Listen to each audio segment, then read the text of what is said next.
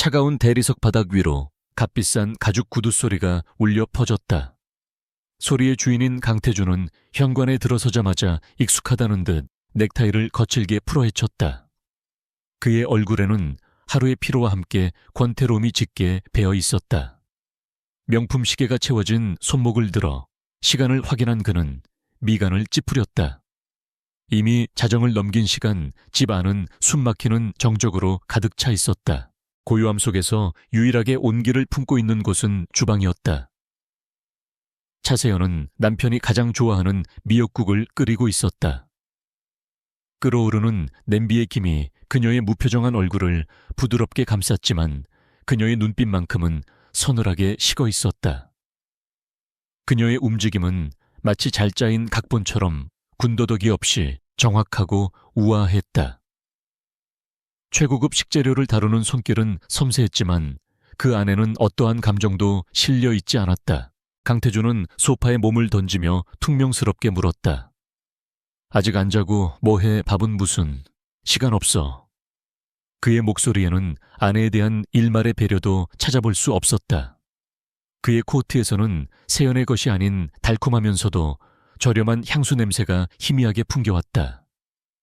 세연은 그 냄새의 주인이 누구인지 알고 있었지만 아무것도 묻지 않았다. 침묵은 그녀가 선택한 가장 강력한 무기이자 방패였다. 그래도 속이 허할 것 같아서요. 금방 차릴 수 있어요. 세연의 목소리는 물처럼 맑고 잔잔했다. 그녀는 뒤돌아보지 않은 채 대답하며 국을 그릇에 옮겨 담기 시작했다. 그녀의 이런 순종적인 태도는 강태준의 오만함을 더욱 부채질할 뿐이었다. 그는 콧방귀를 뀌며 TV를 켰다. 화면 속에서는 요즘 가장 인기 있는 여배우 윤서희가 화려한 드레스를 입고 웃고 있었다. 바로 그 향수의 주인이었다. 세연은 정갈하게 차린 밥상을 태준 앞에 놓았다. 완벽하게 구워진 생선 정갈한 나물, 그리고 윤기가 흐르는 쌀밥. 모든 것이 완벽했지만 태준은 숟가락을 드는 것조차 귀찮다는 표정이었다. 그는 국을 한 숟가락 떠먹는 둥 마는 둥 하더니 스마트폰을 집어들었다. 화면에는 윤서희의 SNS 페이지가 떠 있었다. 그녀가 오늘 밤 참석한 파티 사진들이었다. IMNA점만 성공하면 넥서스 코어는 완전히 새로운 국면을 맞이하게 될 거야. 당신 같은 사람은 이해 못할 세계지. 태준은 세연을 보지 않고 허공에 대고 말했다. 그것은 대화가 아니라 일방적인 통보에 가까웠다. 그는 아내가 자신의 위대함을 그저 묵묵히 경청하고 감탄하기를 바랐다. 세연은 말없이 고개를 끄덕이며 반찬을 그의 쪽으로 밀어주었다. 그녀의 눈동자 깊은 곳에서 누구도 읽을 수 없는 차가운 계산이 번뜩였다. 식사가 끝나자 태준은 곧장 서재로 들어가 버렸다. 세연은 홀로 남아 텅 빈 그릇들을 치웠다. 그녀의 손길은 여전히 흐트러짐이 없었다.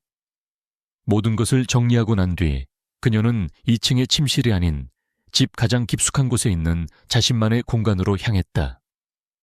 그곳은 겉보기에는 평범한 드레스룸이었지만 벽면의 거울을 밀자 숨겨진 문이 나타났다. 그 안은 집의 화려함과는 전혀 다른 차갑고 기능적인 공간이었다. 그녀의 비밀 사무실이었다. 3개의 대형 모니터가 벽을 가득 채우고 있었고 그 화면들에는 복잡한 주식 시세와 기업 재무제표, 그리고 실시간 뉴스피드가 쉴 새 없이 흘러가고 있었다. 세연은 안락의자에 몸을 묶고 익숙하게 키보드를 두드리기 시작했다. 화면에는 넥서스 코어의 모든 정보가 펼쳐졌다. 강태준이 그토록 자랑하던 M&A 프로젝트의 상세 분석 자료였다. 세연의 손가락이 멈춘 곳은 인수 대상 기업인 이노테크의 부채 항목이었다.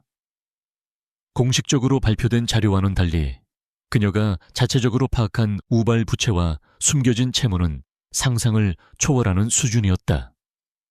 강태준은 성공에 대한 조급함과 오만함 때문에 이 치명적인 함정을 보지 못하고 있었다.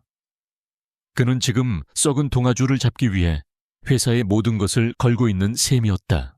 세연은 마우스를 움직여 매수 버튼 위에 커서를 올려놓았다. 넥서스 코어의 주식이었다. M&A에 대한 시장의 불안감으로 인해 주가는 연일 하락하고 있었다. 모두가 공포에 질려 주식을 내던지고 있을 때 그녀는 조용히 그것들을 사 모으고 있었다. 그녀의 개인 자산 정확히는 아무도 그 존재를 알지 못하는 그녀의 아버지로부터 물려받은 막대한 유산이 넥서스 코어의 지분으로 바뀌고 있었다. 그녀의 표정은 여전히 변화가 없었지만 모니터 화면의 빛을 받아 반짝이는 눈은 그 어느 때보다 날카로웠다. 이것은 단순한 복수가 아니었다. 남편의 외도에 대한 치졸한 감정 싸움은 더더욱 아니었다. 이것은 철저하게 계산된 전쟁이었다. 자신의 모든 것을 걸고 남편의 왕국을 송두리째 빼앗기 위한 거대하고 정교한 계획의 서막이었다. 그녀의 침묵은 결코 약함의 증거가 아니었다. 폭풍 전의 고요함일 뿐이었다. 밤이 깊어지고 거대한 저택의 모든 불이 꺼졌을 때도 그녀의 비밀 사무실만은 환하게 빛나고 있었다. 화면 속에서 강태준은 윤서희와 함께 웃고 있었고 또 다른 화면에서는 넥서스 코어의 주가가 파란색 하락 곡선을 그리고 있었다. 세연은 두 개의 화면을 번갈아 보며 입가에 희미한 미소를 머금었다. 모든 것이 그녀의 계획대로 움직이고 있었다. 거미줄은 이미 쳐졌고 이제 사냥감이 스스로 걸어 들어올 일만 남았다. 그녀는 책상 서랍을 열어 낡은 사진 한 장을 꺼냈다. 젊은 시절의 아버지와 함께 찍은 사진이었다. 사진 속의 아버지는 인자하게 웃고 있었다. 그는 전설적인 투자자였지만 가장 신뢰했던 동업자의 배신으로 모든 것을 잃고 병을 얻어 세상을 떠났다. 그리고 그 동업자의 아들이 바로 강태준이었다. 세연은 아버지의 복수와 자신의 인생을 되찾기 위해 지난 10년간 이 순간을 준비해왔다.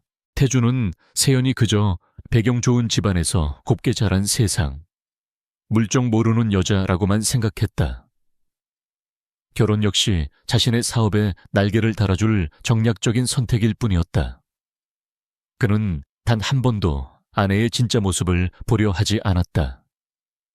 그리고 그 오만함이 자신의 발목을 잡을 가장 날카로운 칼날이 될 것이라는 사실을 꿈에도 알지 못했다. 세연은 사진을 다시 서랍에 넣었다. 이제 감상에 젖어 있을 시간은 없었다. 그녀는 다시 모니터에 집중했다. 해외의 여러 계좌를 통해 자금이 세탁되고 차명으로 개설된 수십 개의 계좌로 분산되어 넥서스 코어의 주식을 매입하는 과정은 한치의 오차도 없이 진행되고 있었다. 그녀가 구축한 시스템은 세계 최고 수준의 금융보안 전문가도 뚫기 어려울 만큼 완벽했다. 이 모든 것을 지난 몇 년간 남편의 집에서 그의 코앞에서 준비했다는 사실이 그녀에게 기묘한 쾌감을 주었다.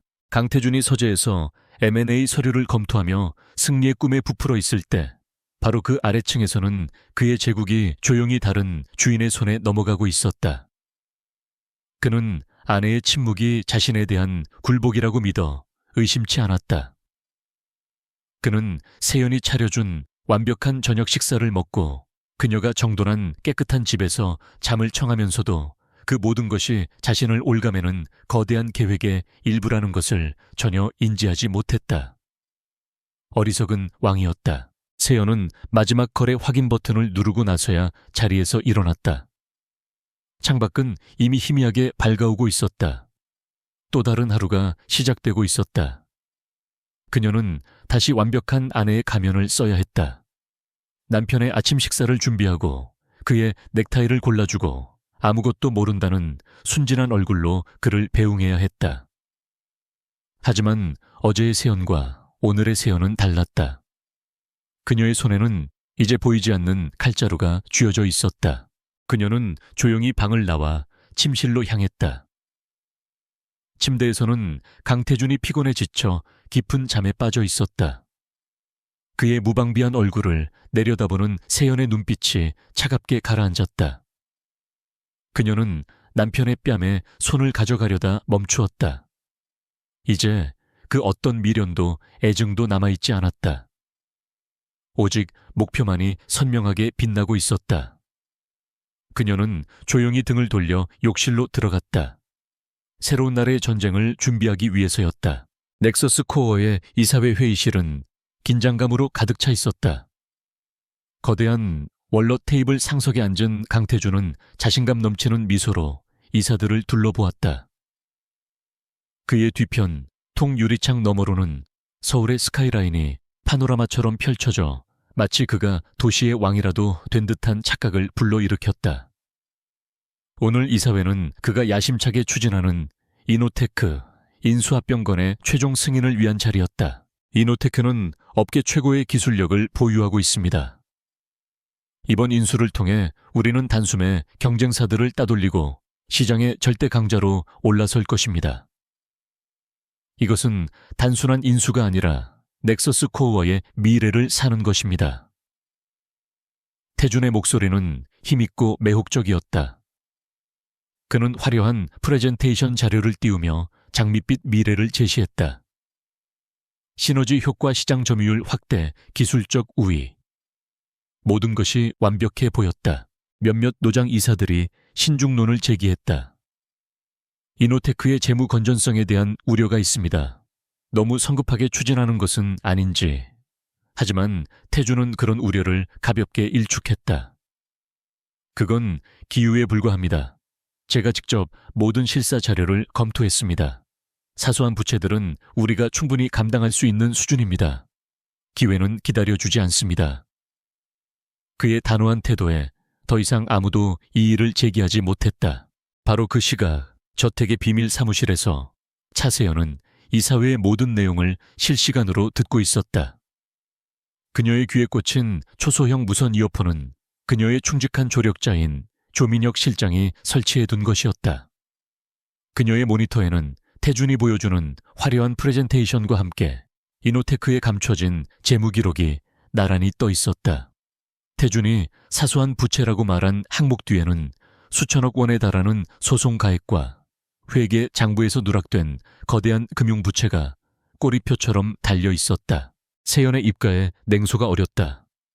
강태준은 성공에 취해 눈과 귀가 멀어버린 상태였다. 그는 이노테크의 경영진이 파놓은 함정에 제 발로 걸어 들어가고 있었다. 그들은 회사를 최대한 비싼 값에 팔아넘기기 위해 부실을 교묘하게 숨겼고 태준은 자신의 능력을 과신한 나머지 그들의 속임수를 전혀 눈치채지 못했다. 이것은 인수가 아니라 독이 든 성배를 마시는 행위와 같았다. 결국 이사회는 만장일치에 가까운 찬성으로 인수안을 통과시켰다. 회의가 끝나자마자 태준은 축배를 들기 위해 최고급 바로 향했다. 그의 옆에는 당연하다는 듯이 윤서희가 팔짱을 끼고 있었다. 그녀는 승리감에 도취된 태준에게 아양을 떨며 속삭였다. 이제 곧 사모님 소리 듣는 건가요? 자기 이까짓 회사 자기가 마음만 먹으면 뭐든 할 수 있잖아. 태준은 그녀의 말에 만족스러운 웃음을 터뜨렸다. 그들의 요란한 축하 파티가 벌어지는 동안 시장은 냉정하게 반응했다. 넥서스 코어의 이노테크 인수 소식이 공식적으로 발표되자 주가는 즉시 하락하기 시작했다. 시장은 이번 인수의 규모가 넥서스 코어의 체력에 비해 너무 크다고 판단했고 이노테크에 숨겨진 리스크에 대한 소문이 월스트리트를 중심으로 퍼져나갔다. 투매가 투매를 부르며 주가는 곤두박질 쳤다. 지금입니다, 대표님. 조 실장으로부터 온 암호화된 메시지였다. 세연은 기다렸다는 듯이 키보드 위에서 손가락을 움직였다. 계획대로 진행하세요. 최대한 분산해서 시장이 눈치채지 못하게.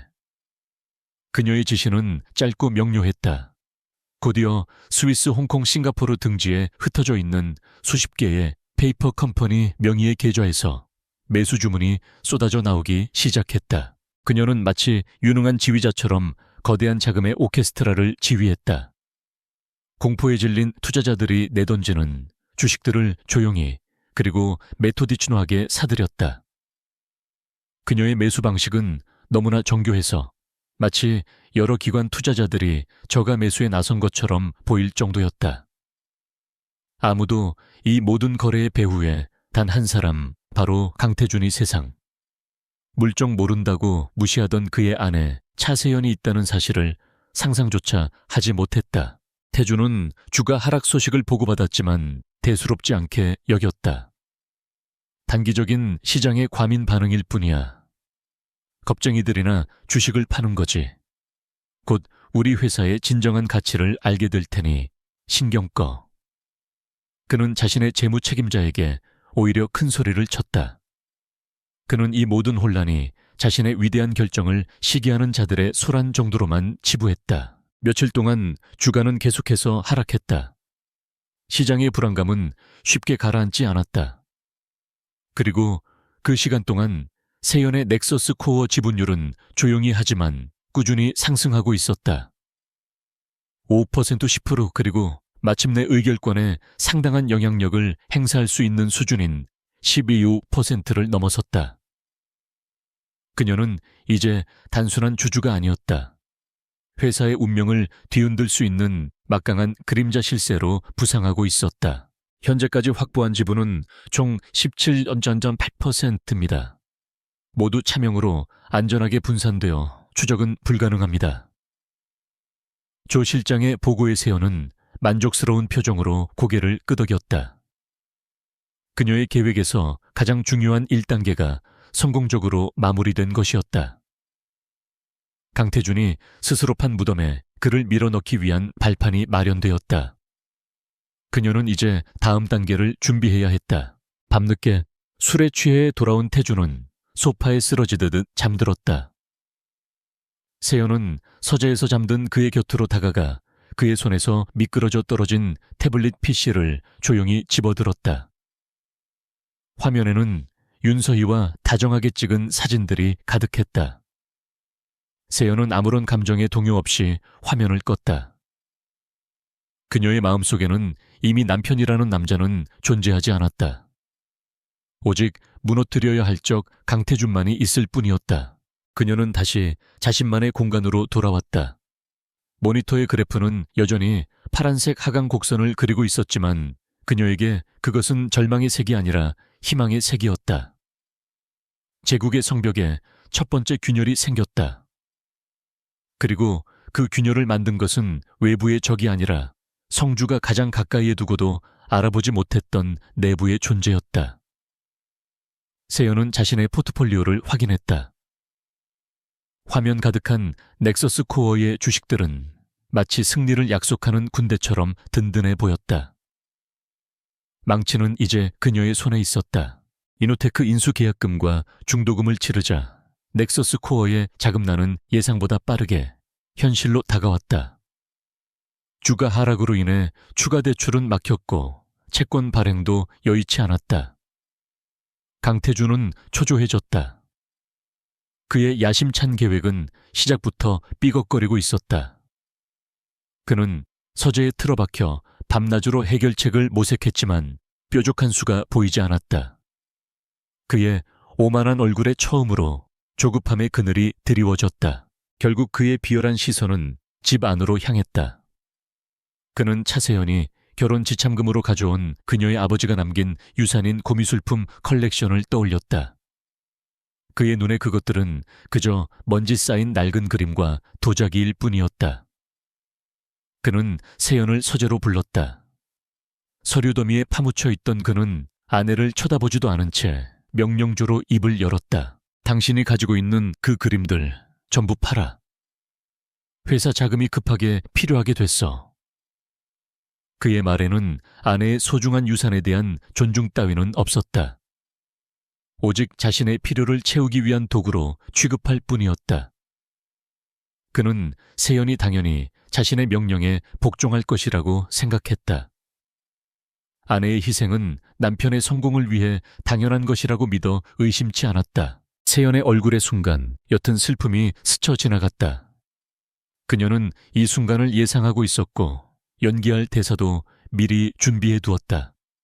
하지만 그건 아버지가 남겨주신 유품이에요. 저에게는 돈 이상의 의미가 있는 물건들인데. 그녀의 목소리는 가늘게 떨렸다. 이 연약한 저항은 강태준의 결심을 더욱 굳게 만들 뿐이라는 것을 그녀는 잘 알고 있었다. 지금 회사 명운이 걸린 일이야. 낡아빠진 그림, 쪼가리가 그렇게 중요해. 당신도 넥서스 코어의 안주인이라면 이 정도는 희생해야지. 태준은 버럭 소리를 질렀다. 그의 이기심은 아내의 감정을 짓밟는 것을 조금도 주저하지 않았다. 세연은 잠시 침묵하더니 체념한 듯 작게 고개를 끄덕였다. 알겠어요. 당신이 원하신다면 그렇게 할게요. 그 순종적인 모습에 태준은 만족스러운 미소를 지었다. 태준이 모르는 사실이 있었다. 그가 낡아빠진 그림 쪼가리라고 폄하한 컬렉션은 사실 값을 매길 수 없을 정도의 국보급 문화재들을 포함하고 있었다. 세연의 아버지는 단순한 투자자가 아니라 안목 높은 수집가이기도 했다. 그는 딸에게 단순한 부가 아니라 한국의 정신이 담긴 위대한 유산을 물려준 것이었다. 그리고 태준은 그 가치를 알아보지 못하는 무지한 폭군일 뿐이었다. 세연은 즉시 조민혁 실장에게 연락했다. 계획대로 진행해 주세요. 완벽하게 어떠한 의심도 사지 않도록. 그녀의 지시에 따라 비밀스러운 작전이 시작되었다. 조 실장은 홍콩에 기반을 둔 세계적인 미술품 경매 회사의 이름으로 위장하여 VVIP들만을 대상으로 하는 비공개 경매를 조직했다. 모든 절차는 합법적이고 완벽한 보안 속에서 진행되었다. 며칠 후 저택의 갤러리 룸에서 경매가 열렸다. 경매에 참석한 5명의 고객들은 모두 세연이 해외에 설립한 페이퍼 컴퍼니의 대리인들이었다.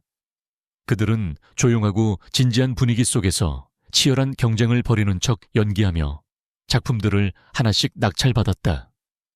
실제로는 세연의 왼쪽 주머니에서 나온 돈이 오른쪽 주머니로 옮겨가는 거대한 자금 이동 연극에 불과했다. 모든 미술품의 소유권은 차세연 개인에게서 그녀가 완벽하게 통제하는 해외 법인들로 안전하게 이전되었다. 이제 이 미술품들은 강태준이 이혼 소송을 걸어도 결코 손댈 수 없는 안전 자산이 되었다. 동시에 경매를 통해 발생한 수천억 원의 판매 대금은 합법적인 자금으로 세탁되어 그녀의 계좌로 입금되었다. 세연은 이 엄청난 금액이 찍힌 입금 확인서를 강태준에게 내밀었다. 거액의 현금을 손에 쥔 태준은 의기양양해졌다. 그는 아내의 희생 덕분에 위기를 넘겼다고 생각하며 그녀의 어깨를 형식적으로 두드려 주었다. 역시 내 아내야. 이걸로 급한 불은 끌 수 있겠어. 그는 세연이 마련해준 돈을 즉시 이노테크 인수자금으로 쏟아부었다. 스스로의 무덤을 더욱 깊게 파는 행위였다. 태준이 잠시 현금 유동성에 숨을 돌리며 방심한 사이 세연은 작전의 마지막 단계를 실행에 옮겼다. 그녀는 미술품 판매 대금과는 별도로 준비해둔 비자금을 이용하여 시장에 남아있던 넥서스 코어의 주식들을 공격적으로 매입하기 시작했다. 이것은 이전의 조심스러운 접근과는 다른 속전속결의 기습이었다.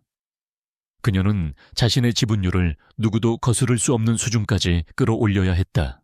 시장의 혼란과 태준의 무능함이 만들어준 기회의 창은 영원히 열려있지 않을 것이었다. 그녀는 마침내 자신의 지분율을 30% 이상으로 끌어올리는데 성공했다. 이제 그녀는 단순한 대주주가 아니었다. 이사 해임권, 주주총회, 소집권 등 회사의 경영권을 직접적으로 위협할 수 있는 막강한 권한을 손에 쥔 지배자였다. 모든 준비는 끝났다. 이제 가면을 벗고 무대 위로 올라갈 시간이었다. 모든 것이 끝난 밤 세연은 텅 비어버린 갤러리 룸에 홀로 섰다. 작품들이 걸려있던 벽에는 희미한 액자, 자국만이 남아있었다. 모든 것을 잃어버린 듯한 삭막한 풍경이었지만 세연의 마음은 오히려 평온했다. 그녀는 잃은 것이 아니었다. 가장 소중한 것들을 가장 안전한 곳으로 옮겨두었을 뿐이었다. 그녀의 스마트폰이 짧게 진동했다. 조 실장이 보낸 메시지였다. 자산 이전 완료. 목표 지분 확보 완료. 세연은 빈벽을 바라보며 나지막이 속삭였다. 이제 시작이에요, 아버지. 그녀의 눈빛은 더 이상 슬픔에 젖은 아내의 것이 아니었다. 모든 것을 걸고 자신의 왕국을 되찾으려는 여왕의 차갑고 결연한 의지로 불타고 있었다. 강태준의 파티는 이제 곧 끝날 것이고 그가 치러야 할 값비싼 계산서가 그의 눈앞에 펼쳐질 터였다. 그 계산서를 들고 갈 사람은 바로 그의 아내 차세연이었다. 강태준이 아내의 유산을 팔아 마련한 자금으로 겨우 급한 불을 껐다고 생각한 순간 진짜 위기는 외부에서 터져 나왔다. 한 유력 경제지가 이노테크의 숨겨진 부실과 넥서스 코어의 위험한 도박이라는 제목의 탐사 보도를 한면에 대서특필한 것이다. 기사의 내용은 충격적이었다. 차세연이 이미 파악하고 있던 이노테크의 우발부채 핵심 기술의 결함, 그리고 경영진의 도덕적 해이까지 낱낱이 파헤쳐져 있었다. 기사가 나가자마자 넥서스 코어의 주가는 역대 최저 수준으로 폭락했다. 채권단은 즉각 상환 압박을 가해왔고 협력업체들은 거래 중단을 선언했다. 강태준이 쌓아 올린 모래성은 거대한 파도 앞에서 속절없이 무너져 내리고 있었다. 그는 긴급 이사회를 소집했지만 뾰족한 대책을 내놓지 못했다. 그저 악의적인 허위 보도라며 언론사를 고소하겠다고 고함을 치는 것이 전부였다. 이사회의 늙은 이사들은 불안한 눈빛으로 서로를 쳐다볼 뿐이었다. 그들 대부분은 강태준의 독단적인 경영에 불만을 품고 있었지만 그의 권력 앞에서 침묵해왔다. 하지만 이제 회사의 존립 자체가 위태로워진 상황에 이르자 그들의 마음속에서도 균열이 일어나기 시작했다. 특히 선대 회장 시절부터 회사를 지켜온 박진우 재무이사의 얼굴은 굳어 있었다. 그는 태준의 무모한 질주를 여러 번 경고했지만 번번이 무시당했다. 차세연은 자신의 비밀 사무실에서 이 모든 상황을 실시간으로 지켜보고 있었다. 이제 때가 되었다. 그녀는 조민혁 실장에게 지시를 내렸다. 박 이사님과 김 상무님을 접촉하세요. 명분은 투자자 보호입니다. 절대 제 존재를 드러내서는 안 됩니다. 그녀가 지목한 두 사람은 넥서스 코어 내에서 가장 강직하고 영향력 있는 인물들이었다. 조민혁 실장은 며칠 뒤 홍콩계 사모펀드 골든 피닉스 캐피털의 수석 운용이사라는 직함으로 박 이사와 김 상무에게 비밀리에 접촉했다. 약속 장소는 외부인의 눈을 피할 수 있는 한적한 한정식 집의 밀실이었다. 깔끔한 수트 차림의 조 실장은 예의 바르면서도 날카로운 카리스마를 풍겼다. 그는 세연이 밤새도록 준비해준 시나리오와 데이터를 완벽하게 숙지하고 있었다. 이렇게 갑자기 뵙자고 청해서 죄송합니다.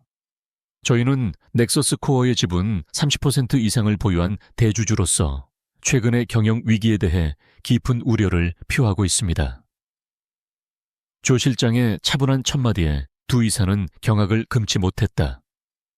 30%라는 지분은 사실상 회사의 주인이 바뀌었다는 것을 의미했기 때문이다. 그들은 이 거대한 자금의 주인이 누구인지 궁금했지만 조 실장은 그저 아시아의 현명한 투자자라고만 답했다. 조 실장은 세연이 분석한 넥서스 코어의 위기 상황 보고서를 그들 앞에 내밀었다. 보고서는 강태준의 실책을 감정적인 비난 없이 오직 데이터와 팩트만으로 조목조목 지적하고 있었다. 그리고 위기의 본질이 단순히 잘못된 M&A 하나가 아니라 CEO의 독단과 불투명한 의사결정 구조에 있음을 명확히 밝혔다. 박 이사와 김 상무는 보고서를 읽는 내내 침묵했다. 그것은 그들이 마음속으로만 생각해왔던 것들을 정확히 짚어내고 있었기 때문이다. 저희 펀드는 넥서스 코어를 적대적으로 인수할 생각이 없습니다. 오히려 회사를 정상화시켜 장기적인 성장을 함께하고 싶습니다. 조 실장은 이어 세연이 준비한 경영 정상화 방안을 제시했다. 그 안에는 부실 자산 매각 책임, 경영체제 확립, 그리고 신성장 동력 발굴을 위한 구체적인 로드맵이 담겨 있었다. 이것은 강태준의 허황된 구호와는 차원이 다른 철저하고 현실적인 대안이었다. 강태준 대표의 경영권이 유지되는 한 넥서스 코어의 미래는 없습니다. 저희는 임시 주주총회를 소집하여 현 경영진을 해임하고 전문 경영인 체제를 도입할 계획입니다. 두 분께서 저희와 뜻을 함께 해주신다면 회사를 재건하는 데 핵심적인 역할을 맡아주시길 부탁드립니다. 조 실장의 제안은 정중했지만 그 안에는 거부할 수 없는 힘이 실려 있었다. 그것은 반역에 대한 유혹이 아니라 회사를 구할 마지막 기회처럼 들렸다. 박 이사는 깊은 고뇌에 빠졌다. 선대 회장에 대한 의리와 회사의 미래 사이에서 갈등했다. 하지만 강태준의 무능과 독선이 회사를 벼랑 끝으로 몰고 가는 것을 더 이상 지켜볼 수만은 없었다. 그는 조용히 입을 열었다. 당신들이 정말로 회사를 살릴 수 있겠소? 그의 목소리에는 회의감과 희망이 뒤섞여 있었다. 조 실장은 세연의 목소리를 대신하듯 확신에 찬 어조로 대답했다. 저희가 아니라 박 이사님 같은 분들이 함께 하신다면 가능합니다. 한편 강태준은 자신을 둘러싼 음모의 기운을 감지하고 히스테릭한 반응을 보였다. 그는 자신의 무능을 지적하는 직원들을 해고했고 이사들을 개별적으로 불러 충성심을 강요했다. 하지만 그의 이런 행동은 오히려 내부의 반발심만 키울 뿐이었다. 그는 보이지 않는 적과 싸우며 스스로 고립되어 갔다. 그는 이 모든 혼란의 배후에 누가 있는지 전혀 짐작조차 하지 못하고 있었다. 긴 침묵 끝에 박 이사는 결심한 듯 김상무를 바라보았다. 두 사람은 오랫동안 함께 회사를 지켜온 동지였다. 눈빛만으로도 서로의 마음을 읽을 수 있었다. 김상무가 먼저 무겁게 고개를 끄덕였다. 마침내 박 이사도 조 실장을 향해 결연한 표정으로 말했다. 좋소. 넥서스 코어를 위해 우리가 할 수 있는 일을 하겠소. 동맹은 그렇게 조용하지만 강하게 맺어졌다. 그 순간 세연은 자신의 사무실에서 숨겨진 카메라를 통해 그들의 모습을 지켜보고 있었다. 박 이사의 마지막 말을 확인한 그녀는 조용히 노트북을 덮었다. 그녀의 얼굴은 얼음처럼 차가웠지만 눈동자는 뜨겁게 타오르고 있었다. 남편의 왕국을 무너뜨릴 내부의 아군을 확보했다. 이제 남은 것은 외부에서 불어올 거대한 태풍을 일으키는 것이었다. 그녀의 복수는 이제 막 두 번째 장을 넘기고 있었다. 내부의 동맹을 확보한 차세연은 이제 외부에서 결정적인 한 방을 터뜨릴 준비를 했다. 그녀의 목표는 강태준을 단순히 경영 일선에서 물러나게 하는 것이 아니었다. 사회적으로도 완전히 매장시켜 재기불능 상태로 만드는 것이었다. 그녀는 조민혁 실장을 통해 가장 집요하고 공격적인 탐사보도 매체에 익명의 제보를 흘렸다. 제보 내용은 단 한 장의 사진과 법인카드 사용 내역서였다. 사진 속에서 강태준은 여배우 윤서희의 목에 수억 원을 호가하는 다이아몬드 목걸이를 걸어주고 있었다. 그리고 함께 첨부된 내역서는 그 목걸이가 강태준의 개인 돈이 아닌 넥서스 코어의 법인카드로 해외 마케팅 비용이라는 명목하에 결제되었음을 증명하고 있었다. 이것은 단순한 불륜 스캔들이 아니었다. 명백한 업무상 횡령이자 주주들에 대한 배임 행위였다. 기사는 온라인에 공개되자마자 핵폭탄처럼 터져나갔다. 대중의 분노는 들끓었다. 회사가 위기에 처한 상황에서 CEO가 회사 돈으로 내연녀에게 사치품을 선물했다는 사실은 그 어떤 변명으로도 용납될 수 없는 일이었다. 모든 언론이 이 사건을 대서특필했고 윤서희는 횡령녀라는 오명을 쓰게 되었다. 넥서스 코어의 기업 이미지는 한순간에 나락으로 떨어졌다. 강태준은 완전히 이성을 잃었다. 그는 이 모든 것이 자신을 몰아내기 위한 치밀한 음모라고 확신했지만 제보자가 누구인지 도무지 알아낼 수가 없었다. 그는 성급하게 기자회견을 자청했다. 하지만 분노에 찬 그의 해명은 오히려 불에 기름을 붓는 격이었다. 그는 모든 의혹을 부인하며 회사를 노리는 적대 세력의 비열한 공작이라고 주장했지만 대중의 눈에는 그저 파렴치한 변명으로만 보였다. 저는 결코 회사에 해를 끼치는 행동을 한 적이 없습니다. 이 모든 것은 저와 넥서스 코어를 흔들려는 시도일 뿐입니다. 카메라 플래시 세례 속에서 외치는 그의 모습은 처량하기까지 했다. 그의 오만함은 대중의 분노를 더욱 증폭시켰고 윤서희와의 관계를 묻는 집요한 질문에는 제대로 답변조차 하지 못하고 회견장을 빠져나와야 했다. 그의 리더십은 완전히 붕괴했다. 윤서희 역시 패닉에 빠졌다. CF 계약은 줄줄이 취소되었고 출연 예정이던 드라마에서도 퇴출당했다. 그녀는 강태준에게 연락해 울며불며 매달렸지만 제 한 몸 건사하기도 힘든 태준은 그녀를 귀찮아할 뿐이었다. 자신이 믿었던 동아줄이 썩은 줄이라는 것을 깨달은 윤서희는 결국 태준을 버리기로 결심한다. 그녀는 언론과의 인터뷰에서 눈물을 흘리며 저는 그저 그가 주는 선물을 받았을 뿐 회사 돈인 줄은 꿈에도 몰랐다며 모든 책임을 태준에게 떠넘겼다. 이 모든 아수라장을 차세현은 저택의 가장 깊숙한 곳에서 조용히 지켜보고 있었다. TV 화면 속에서 서로를 물어뜯는 두 남녀의 모습은 그녀에게 어떠한 감흥도 주지 못했다. 그녀의 시선은 오직 세 번째 모니터에 고정되어 있었다. CEO의 횡령 스캔들로 인해 패닉에 빠진 시장은 넥서스 코어의 주식을 미친 듯이 내던지고 있었다. 주가는 휴지 조각이 되기 직전이었다. 지금입니다. 남아있는 자금을 모두 투입해서 시장에 나온 물량을 전부 흡수하세요. 그녀의 마지막 명령이 떨어졌다. 이것은 그녀의 길고 긴 계획의 마지막 단계였다. 시장의 아비규환 속에서 그녀의 차명 계좌들은 조용히 그리고 탐욕스럽게 넥서스 코어의 주식을 빨아들였다. 이제 그녀의 총 지분율은 의결권의 과반을 훌쩍 넘는 누구도 거스를 수 없는 절대적인 수치에 도달했다. 강태준이 스캔들을 수습하기 위해 동분서주하는 동안 그의 왕국은 소리 소문 없이 완벽하게 함락되었다. 그는 자신이 잃어버린 것이 대중의 신뢰와 명예뿐이라고 생각했지만 실제로는 자신이 세운 제국의 소유권 그 자체를 빼앗긴 것이었다. 그는 아직 그 끔찍한 사실을 깨닫지 못하고 있었다. 그는 여전히 자신이 이 성의 왕이라고 착각하고 있었다. 조민혁 실장으로부터 최종 보고가 들어왔다. 총지분 51.2% 확보. 대표님, 이제 모든 것이 끝났습니다. 세연은 조용히 눈을 감았다.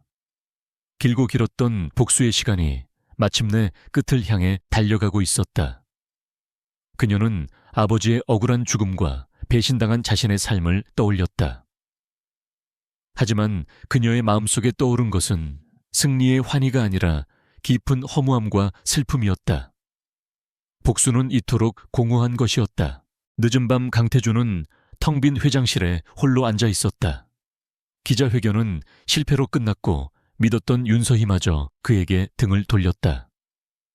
동맹이라 믿었던 정계와 재계의 인사들은 모두 그의 전화를 피했다. 완벽한 고립감과 패배감이 그의 온몸을 짓눌렀다. 바로 그때 비서로부터 인터폰이 울렸다. 회장님, 골든 피닉스 캐피털 측에서 긴급 이사회 소집을 요청했습니다. 그 이름은 강태준에게 생소했지만 그들이 회사의 새로운 최대 주주라는 사실은 알고 있었다. 드디어 보이지 않던 적이 수면 위로 모습을 드러내는 순간이었다.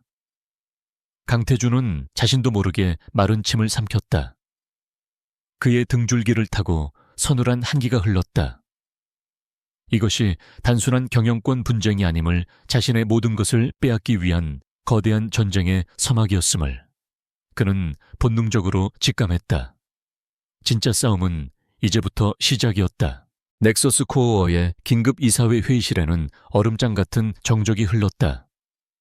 소집 주체는 골든 피닉스 캐피털 강태준의 자리가 아닌 회의장 중앙이 비어있는 것이 이례적이었다.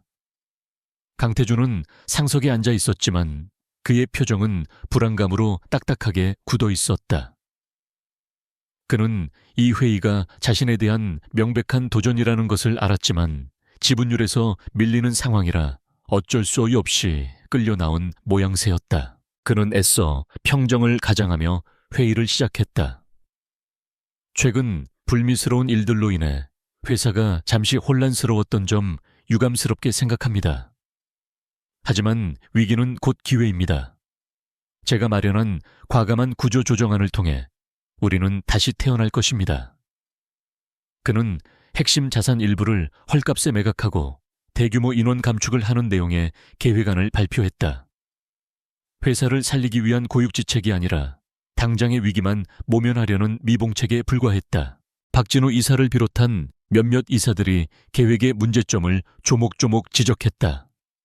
핵심 자산을 매각하는 것은 회사의 미래 성장 동력을 스스로 포기하는 행위입니다. 인원 감축 또한 장기적인 관점에서 인적 자원 손실이 너무 큽니다. 하지만 강태준은 귀를 막았다. 지금은 생존이 먼저요. 내 방식에 이의가 있다면 대안을 가져오시오. 그는 자신의 권위로 모든 반대를 짓누르고 표결을 강행하려 했다. 바로 그 순간 회의실 문이 벌컥 열렸다. 날카로운 인상의 변호사 한 명과 그의 팀이 안으로 들어섰다. 회의장의 모든 시선이 그들에게 쏠렸다. 변호사는 당당한 걸음으로 회의 테이블로 다가와 정중하지만 단호한 목소리로 말했다. 골든 피닉스 캐피털의 법률 대리인입니다. 저희 의뢰인은 강태준 대표가 발의한 구조조정안에 대해 명백한 반대 의사를 표명하며 최대 주주로서의 권한으로 해당 안건의 표결을 거부합니다. 회의장은 술렁이기 시작했다. 강태준의 얼굴은 분노로 붉게 달아올랐다. 대체 당신들 의뢰인이 누구요? 어디서 굴러먹던 놈들인지는 모르겠지만 감히 내 회사에서 행패를 부려. 그는 이성을 잃고 고함을 질렀다. 보이지 않는 적에 대한 분노와 무력감이 그를 폭발하게 만들었다. 변호사는 그의 분노에도 전혀 동요하지 않고 차분하게 대답했다. 저희 의뢰인께서는 이 자리에 직접 참석하여 입장을 밝히시겠다고 하셨습니다. 변호사가 말을 마치자마자 회의실 문이 다시 한번 스르르 열렸다. 이번에는 변호사들이 아니었다. 회의실 안에 모든 사람들은 숨을 죽이고 문 쪽을 바라보았다. 강태준 역시 도대체 어떤 거물이 나타나 자신을 욕보이려 하는지 두 눈을 부릅뜨고 있었다. 문틈으로 먼저 보인 것은 우아한 하이힐이었다. 그리고 마침내 문이 활짝 열리며 그 주인의 모습이 온전히 드러났다. 차수연이었다. 그녀는 더 이상 집에서 조용히 남편을 기다리던 순종적인 아내가 아니었다. 몸에 완벽하게 맞는 짙은 네이비색의 파워 수트 단정하게 올린 머리, 그리고 차갑게 빛나는 눈동자. 그녀의 온몸에서는 감히 범접할 수 없는 위엄과 권위가 뿜어져 나왔다. 그녀는 마치 자신의 왕국의 귀환한 여왕처럼 당당하고 침착한 걸음으로 회의실 안으로 들어섰다. 회의장은 그야말로 충격의 도가니에 빠졌다. 이사들은 눈앞의 광경을 믿을 수 없다는 듯 입을 벌렸다. 박진우 이사와 그의 동료들은 놀란 척 연기했지만 그들의 눈빛에는 희미한 통쾌함이 서려 있었다. 그러나 가장 큰 충격을 받은 사람은 단연 강태준이었다. 그의 얼굴에서 핏기가 사라졌다. 그는 자신의 아내와 눈앞에 카리스마 넘치는 여인이 동일 인물이라는 사실을 받아들일 수 없었다. 세연은 남편의 맞은편 비어있던 중앙의 의자에 조용히 앉았다. 그녀는 어떤 설명도 인사도 하지 않았다. 그저 차가운 눈으로 강태준을 응시할 뿐이었다. 그 침묵이 회의실의 공기를 무겁게 짓눌렀다. 마침내 그녀가 입을 열었다. 그녀의 목소리는 나지막했지만 회의실의 모든 소음을 잠재울 만큼 강력했다. 강태준 대표가 발의한 모든 안건을 최대 주주의 이름으로 기각합니다. 그녀는 자신의 태블릿 PC를 테이블 위 프로젝터에 연결했다. 스크린에는 넥서스 코어의 주주 현황이 나타났다. 골든 피닉스 캐피털이라는 이름 옆에는 지분율 51.2%라는 압도적인 숫자가 선명하게 찍혀 있었다. 그리고 그 아래 대표 차세연이라는 이름이 나타나는 순간 강태준의 마지막 희망과 오만은 산산조각이 났다. 가면이 벗겨지는 순간이었다. 그가 무시하고 멸시했던 아내, 세상 물정 모르는 인형이라고 생각했던 그 여자가 바로 자신의 목을 겨누고 있던 칼날의 주인이었다. 지난 몇 달간 그를 옥죄어오던 보이지 않는 적의 실체가 바로 눈앞의 아내였다는 사실을 깨닫자 그는 형이증을 느꼈다. 모든 것이 기만이었다. 그녀의 침묵, 그녀의 순종, 심지어 그녀의 눈물까지도 이 순간을 위한 거대한 연극의 일부였다. 강태준은 부들부들 떨리는 손으로 세연을 가리켰다. 그의 입술이 경련했지만 어떤 말도 제대로 나오지 않았다. 당신이 어떻게... 그의 목소리는 분노와 배신감, 그리고 말로 표현할 수 없는 공포로 갈라져 나왔다. 세연은 그를 향해 어떤 대답도 하지 않았다. 그녀는 그저 싸늘하고 무표정한 얼굴로 그를 내려다볼 뿐이었다. 이제 그녀의 침묵은 동이나 굴복이 아니었다. 그것은 승리자의 선언이자 패배자에 대한 가장 완벽한 경멸이었다. 이사회 회의실에서 쫓겨나듯 나온 강태준은 회장실로 돌아와 광분한 짐승처럼 울부짖었다. 그는 눈에 보이는 모든 것을 집어던지고 부쉈다. 값비싼 도자기와 액자들이 바닥에 떨어져 산산조각 났다. 그에게는 패배의 굴욕감보다 믿었던 아내에게 완벽하게 기만당했다는 배신감이 더 참을 수 없었다. 그의 분노는 곧바로 도끼 어린 복수심으로 바뀌었다. 그는 즉시 법무팀에 전화를 걸어 고함을 질렀다. 당장 이혼 소송 준비해. 사기 결혼으로 저 여자가 가진 모든 재산을 동결시켜버려 감히 나를 상대로 사기를 쳐 단 한 푼도 내주지 않을 테다. 그는 법을 이용해 세연의 돈줄을 묶고 그녀를 파멸시킬 수 있을 것이라고 생각했다. 그것이 궁지에 몰린 그가 할 수 있는 유일하고도 가장 비열한 방역이었다. 동시에 그는 언론 플레이를 시작했다. 평소 돈독한 관계를 유지해온 몇몇 기자들에게 연락해 차세연에 대한 악의적인 소문을 퍼뜨렸다. 가정을 돌보지 않은 냉혈한 아내, 남편의 재산을 노리고 계획적으로 접근한 사기꾼. 그는 자신을 비련의 피해자로 세연을 희대의 악녀로 둔갑시키려 했다. 여론을 자신의 편으로 돌릴 수만 있다면 이 싸움을 뒤집을 수 있을 것이라고 믿었다. 하지만 차세연은 너무나도 침착했다. 그녀는 이미 넥서스 코어의 회장실을 자신의 집무실로 사용하고 있었다. 남편의 분노에 찬 발악은 모두 그녀의 예상 시나리오 안에 있는 것이었다. 그녀가 이혼 소송 소장을 받아들었을 때 그녀의 곁에는 이미 몇 달 전부터 고용해둔 국내 최고의 이혼 및 경영권 분쟁 전문 변호인단이 대기하고 있었다. 예상했던 대로군요. 이제 우리 차례입니다. 세연의 말에 변호인단은 일사불란하게 움직였다. 그들은 강태준의 이혼 소송에 대한 반박 자료를 제출하는 동시에 그를 상대로 위자료 및 재산분할 청구 소송을 제기했다. 그들이 제시한 재산분할 목록에는 강태준이 숨겨둔 차명 재산까지 모두 포함되어 있어 오히려 그를 당황하게 만들었다. 법적 대응과 함께 세연은 언론에 직접 모습을 드러냈다.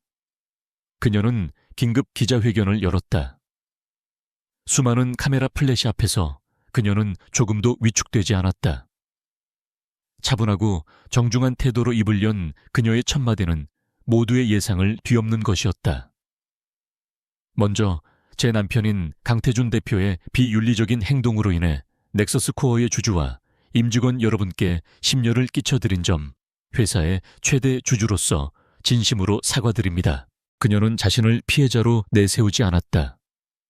오히려 회사의 위기를 책임지려는 리더의 모습을 보였다. 그녀는 강태준의 방만한 경영과 도덕적 해이가 회사를 어떻게 벼랑 끝으로 몰고 갔는지 객관적인 데이터와 자료를 통해 담담하게 설명했다. 그녀의 논리 정연한 설명은 강태준의 감정적인 비난과는 차원이 달랐다.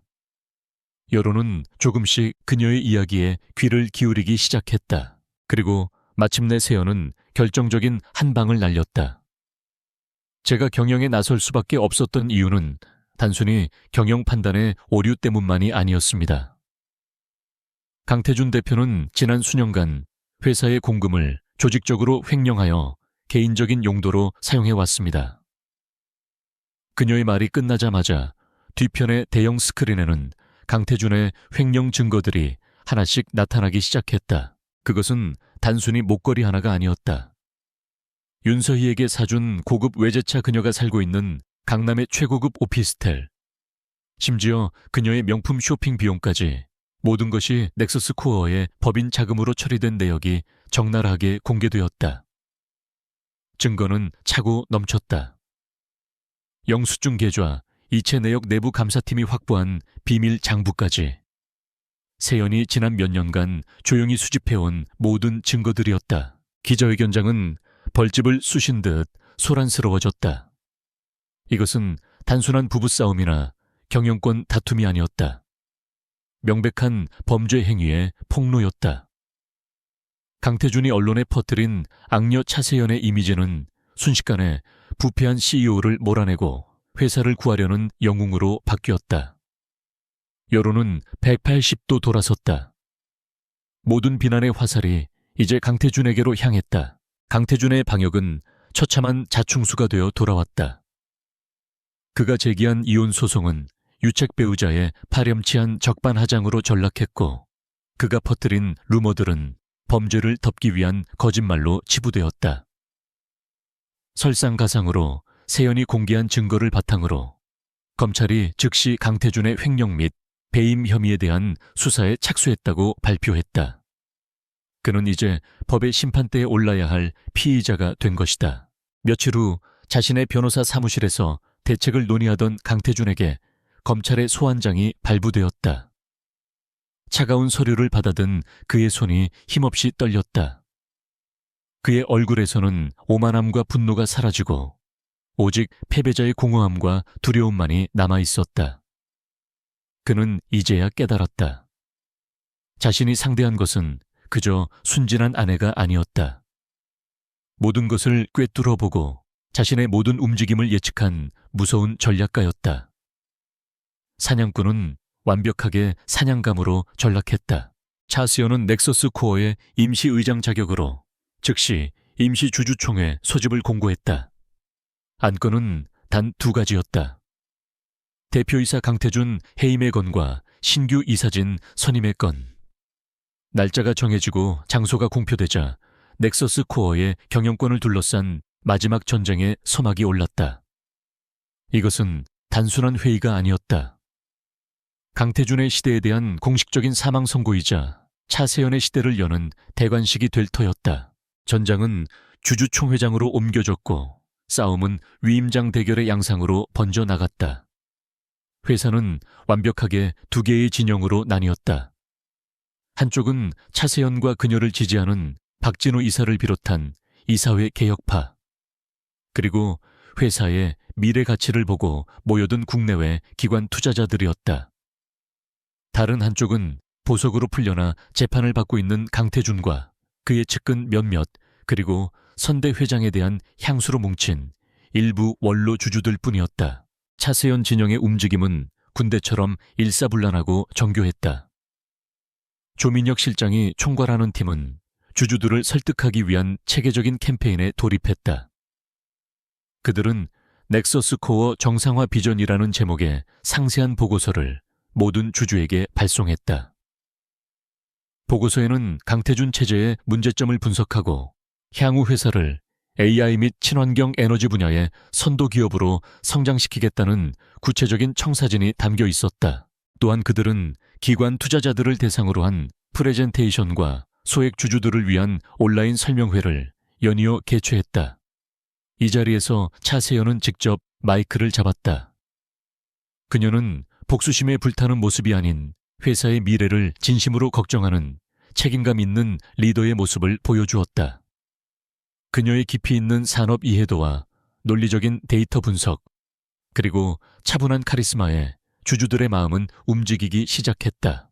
반면 강태준 진영의 대응은 혼란스럽고 감정적이었다. 강태준은 아버지와의 의리를 내세우며 원로 주주들에게 눈물로 호소하는 구태의연한 방식을 사용했다. 제가 물러나면 넥서스 코어는 근본 없는 외부 세력의 손에 넘어갑니다. 아버님께서 평생을 바쳐 일군 회사를 지켜주십시오. 그의 감성적인 호소는 일부에게는 통했지만 대부분의 이성적인 투자자들에게는 외면당했다. 그의 전략이 먹히지 않자 그는 차세현에 대한 인신공격과 흑색 선전에 매달렸다. 그는 언론을 통해 그녀가 사적인 복수심으로 회사를 위기에 빠뜨리고 있다고 비난했지만 이미 횡령 혐의로 재판을 받는 그의 말을 신뢰하는 사람은 거의 없었다. 그는 일부 주주들에게 뒤로 은밀한 거래를 제안하며 표를 매수하려 시도했지만 법적 문제에 휘말릴 것을 두려워한 주주들은 그의 제안을 거절했다. 이번 위임장 대결의 승패는 결국 개미로 불리는 소액 주주들의 손에 달려 있었다. 차세현은 이 점을 정확히 파악하고 있었다. 그녀의 팀은 소액 주주들을 위한 전용 소통 창구를 개설하고 그들의 모든 질문에 성심성의껏 답변했다. 이러한 진정성 있는 소통 방식은 수십 년간 회사로부터 소외되었던 소액 주주들의 마음에 큰 반향을 불러일으켰다. 그들은 처음으로 자신들이 회사의 주인이라는 존중을 받고 있다고 느꼈다. 주주총회를 하루 앞둔 날 밤, 양측은 마지막까지 위임장 확보에 총력을 기울였다. 차세현의 사무실에는 지지를 선언하는 위임장이 산더미처럼 쌓여가고 있었다. 이미 확보한 의결권만으로도 승리는 확실해 보였지만 그녀는 끝까지 긴장을 늦추지 않았다. 압도적인 승리를 통해 새로운 리더십의 정당성을 완벽하게 확보해야만 했다. 같은 시각 강태준은 자신의 사무실에서 망연자실한 표정으로 앉아 있었다. 그에게는 폐색이 짙어왔다. 믿었던 측근들마저 등을 돌리고 차세현 측에 붙었다는 소식이 들려왔다. 그는 마지막 발악으로 주주총회 개최 금지 가처분 신청을 법원에 냈지만 기각당했다. 이제 그에게 남은 카드는 아무것도 없었다. 그는 완벽하게 패배했다. 주주총회 당일 아침이 밝았다. 차세현은 거울 앞에 섰다. 그녀는 전사의 갑옷 같은 딱딱한 정장이 아닌 부드러우면서도 기품 있는 하얀색 원피스를 골랐다. 그녀의 얼굴에는 복수자의 냉혹함 대신 미래를 건설하려는 지도자의 온화함과 결단력이 깃들어 있었다. 그녀는 파괴가 아닌 창조를 위해 마지막 전쟁터로 향할 준비를 마쳤다. 다른 곳에서 강태준 역시 총회장으로 향하기 위해 옷을 입고 있었다. 하지만 그의 손은 미세하게 떨리고 있었다. 최고급 맞춤 정장도 초췌하고 패배감에 젖은 그의 모습을 감춰주지 못했다. 그는 싸움이 시작되기도 전에 이미 패배한 병사와 같았다. 모든 것이 끝났다. 이제 남은 것은 대중 앞에서 자신의 실패를 확인받는 잔인한 절차뿐이었다. 심판의 무대가 그를 기다리고 있었다.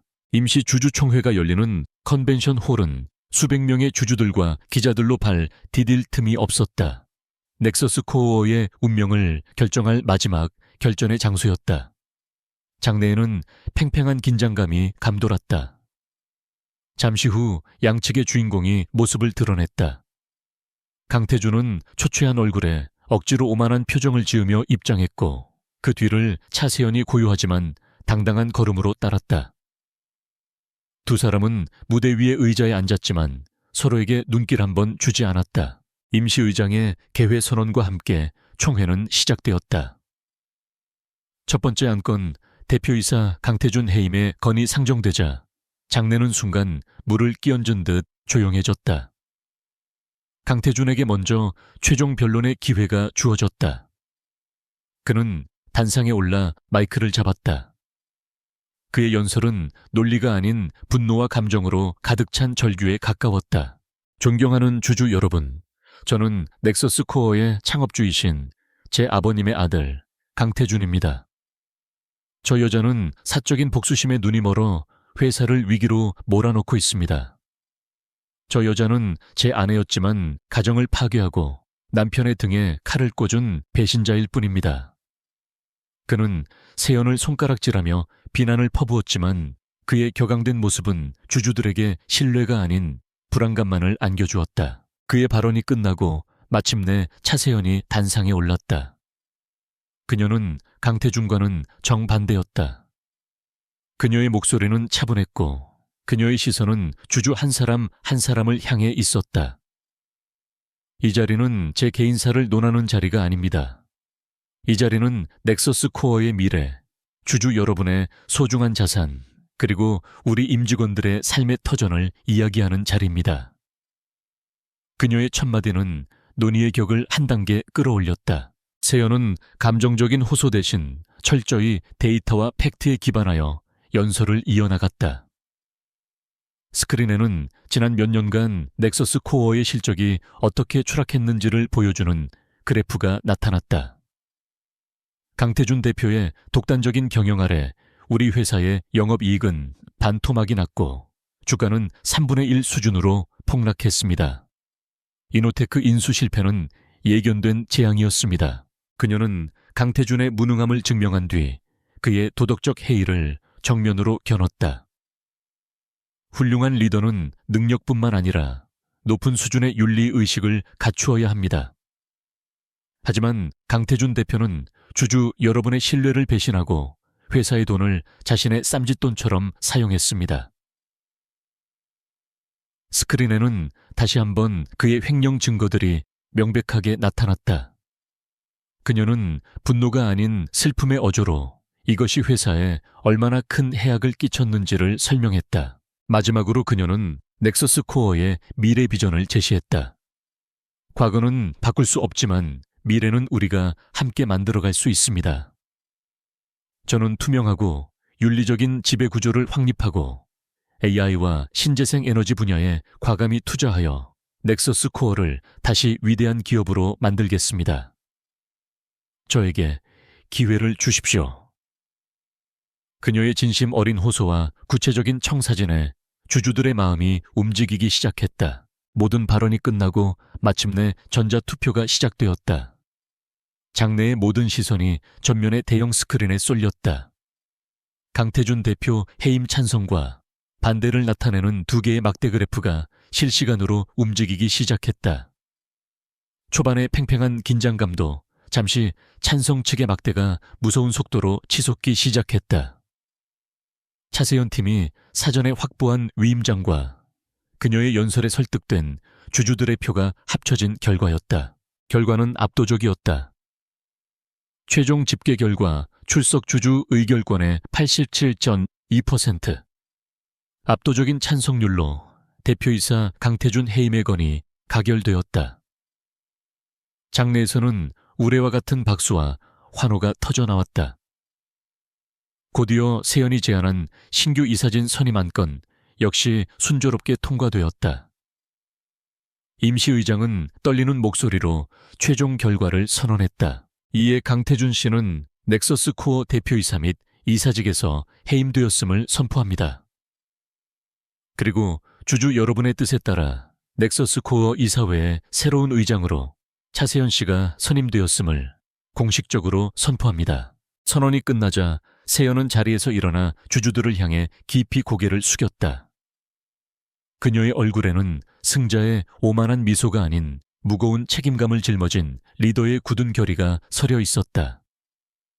반면 강태준은 자신의 의자에 망연자실하게 주저앉았다. 모든 것이 끝났다. 그는 이제 아무것도 아니었다. 보안 요원들이 다가와 그를 회의장 밖으로 이끌었다. 터져 나오는 카메라 플래시 세례 속에서 그는 그렇게 역사 속으로 초라하게 퇴장했다. 모든 소란이 끝난 후 세연은 의장석에 앉아 회의장을 둘러보았다. 길고 길었던 전쟁이 마침내 끝났다. 그러나 그녀는 이것이 끝이 아니라 새로운 시작이라는 것을 잘 알고 있었다. 무너진 제국을 재건하고 새로운 왕국을 건설해야 하는 더 힘든 싸움이 그녀를 기다리고 있었다. 그녀의 눈빛은 그 어떤 때보다도 맑고 강하게 빛나고 있었다. 차세연이 넥서스 코어의 새로운 의장으로 취임한 후 회사는 거대한 변화의 물결을 맞이했다. 그녀의 첫 번째 공식 이사회는 과거 강태준 시절의 고압적이고 형식적인 분위기와는 완전히 달랐다. 모든 이사들은 직급에 상관없이 자유롭게 의견을 개진했고 세연은 경청하고 토론하며 합리적인 결론을 도출했다. 그녀의 리더십 아래 넥서스 코어는 낡은 독재 왕국에서 건강한 민주공화정으로 다시 태어나고 있었다. 그녀의 첫 번째 지시는 재앙적인 이노테크 인수 계약을 공식적으로 파기하는 것이었다.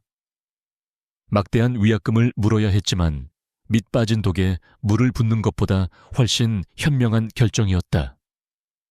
동시에 그녀는 조민혁 실장을 그룹 전략기획본부장으로 임명하고 회사 전체에 대한 대대적인 내부 감사에 착수했다. 강태준의 그늘 아래 기생하며 회사를 좀먹던 부패한 임원들은 모두 해고되었다. 그 빈자리는 능력과 열정이 있지만 과거 강태준에게 밑보여 좌천되었던 실무형 인재들로 채워졌다. 세연은 출신이나 학벌이 아닌 오직 실력과 성과만으로 인재를 등용했다. 이러한 파격적인 인사는 직원들에게 신선한 충격을 주었고 사내에는 하면 된다는 긍정적인 활기가 넘쳐 흐르기 시작했다. 그녀는 단 몇 달 만에 넥서스 코어를 내부에서부터 단단하게 재건하고 있었다. 한편 몰락한 자들의 말로는 비참했다. 강태준은 횡령 및 배임 혐의로 열린 1심 재판에서 징역 5년의 실형을 선고받고 법정 구속되었다. 그는 항소했지만 결과가 뒤바뀔 가능성은 희박했다. 그가 평생을 바쳐 쌓아 올린 모든 것, 돈, 명예, 권력은 한순간에 신기루처럼 사라졌다. 교도소로 향하는 호송차 안에서 그는 창밖으로 보이는 넥서스 코어 본사 건물을 멍하니 바라보았다. 한때 그의 왕국이었던 곳이었다. 윤서희의 삶도 나락으로 떨어졌다.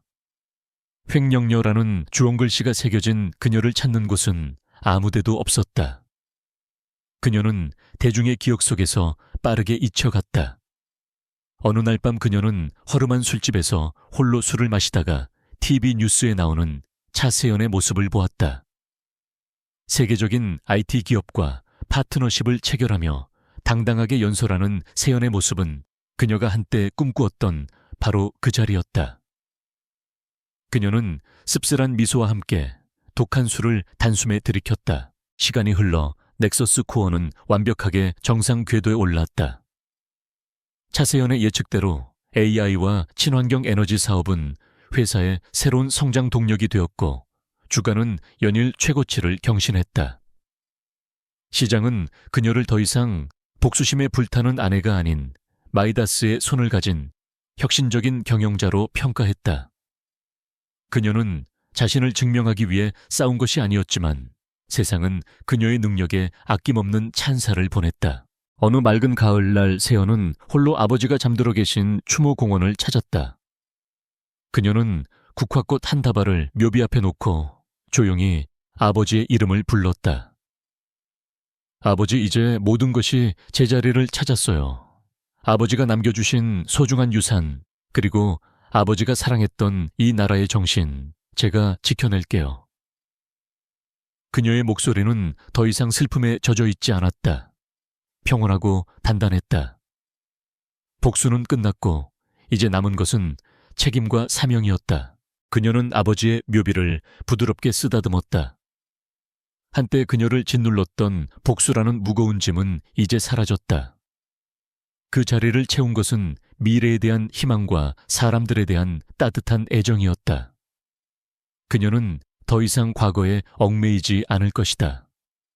그녀는 아버지가 그랬던 것처럼 앞을 향해 나아가며 더 나은 세상을 만드는데 기여할 것이다.